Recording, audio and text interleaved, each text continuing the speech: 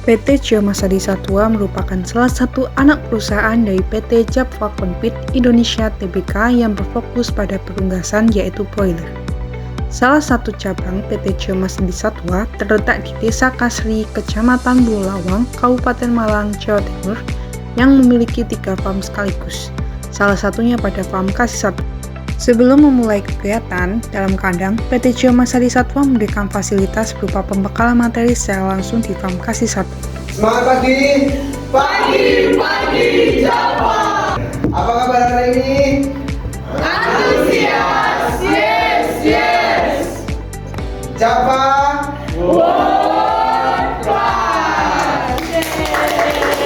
Sebelum memasuki area farm Kasih 1, perlu dilakukan sanitasi berupa main shower, yaitu melewati bilik agar terkena spray sanitasi. Sedangkan sebelum memasuki area kandang, dilakukan sanitasi berupa main dipping dengan mencelupkan badan pada bak dan mandi, serta mengganti pakaian dan alas yang telah disediakan.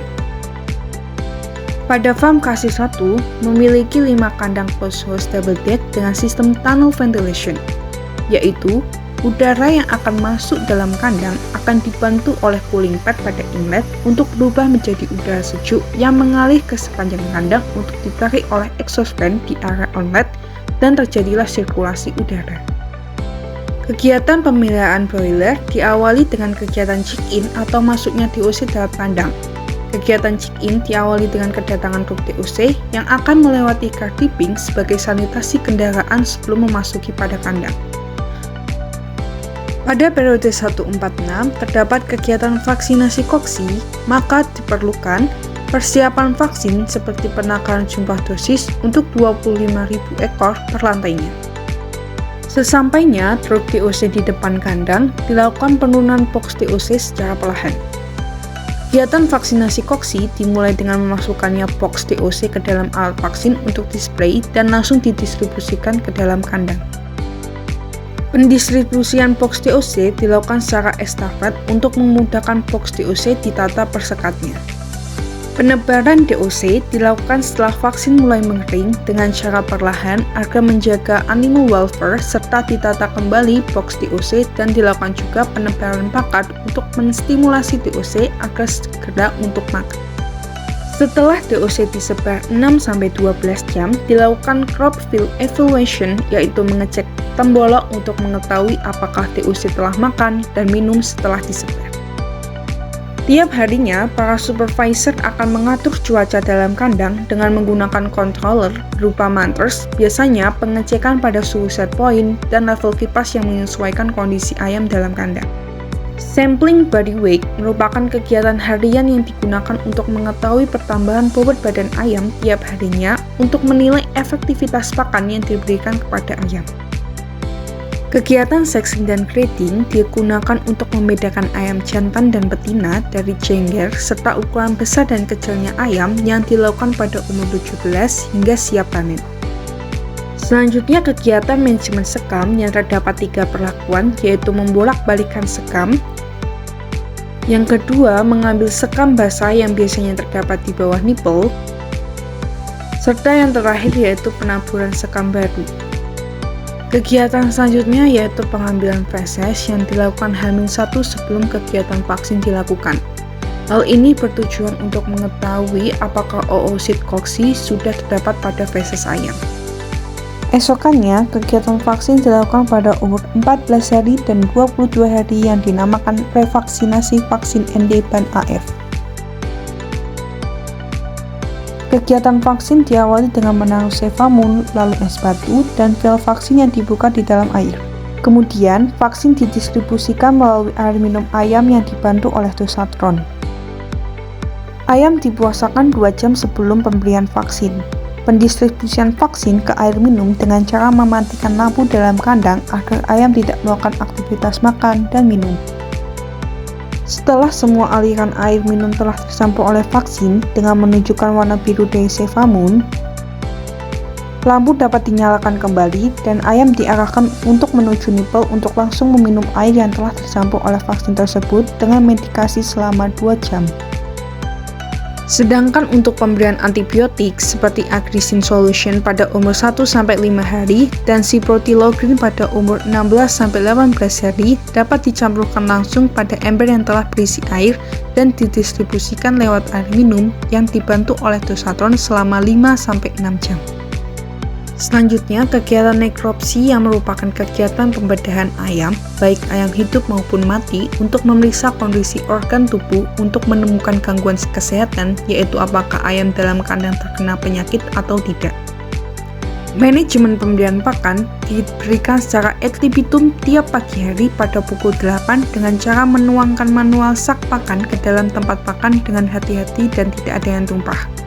Kontrol rutin perlu dilakukan untuk memeriksa ketinggian tempat pakan yang harus sejajar dengan tombol ayam, di mana ayam tidak dalam keadaan duduk ataupun jinjit. Broiler sendiri diberikan air minum secara ad libitum melalui nipple.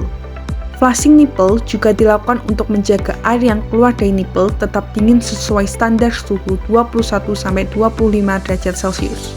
Pemeriksaan kadar klorin dengan test kit, yaitu mengisi tabung dengan air minum hingga batas kotak yang telah ditentukan. Kemudian, ditambahkan larutan oto sebanyak 3 hingga 4 tetes. Selanjutnya, tutup tabung dan homogenkan hingga berubah warna. Warna kuning sesuai dengan indikator di samping kanan, yaitu 0,5 hingga 1,5 ppm. Panen merupakan fase akhir pemeliharaan di mana ayam dipanen dan dipasarkan pada RPA internal dan eksternal.